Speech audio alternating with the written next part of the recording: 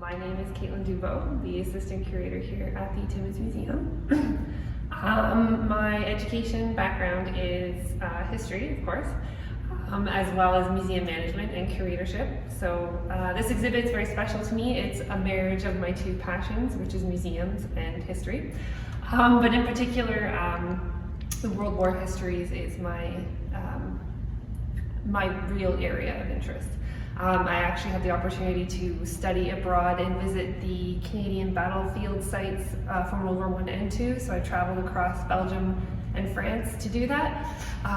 So being able to bring the community's efforts during that time to life here in Timmins at the museum is very special to me. So I always look forward to putting together the exhibit every November. So it's a little piece of our community's history during that time. So these artifacts are actually on loan from a local collector.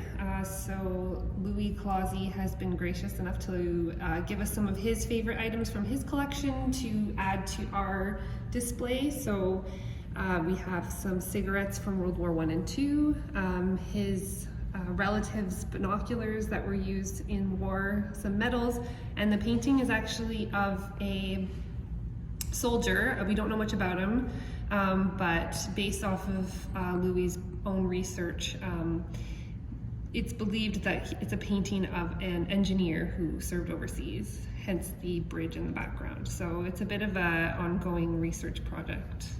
Basically, I tried to kind of highlight some of the jobs that maybe a lot of people don't get to learn a lot about. So in the first case, we have information on the RCAF, the Royal Canadian Air Force. So we have a jacket and a hat, so you can come and learn more a little bit about that.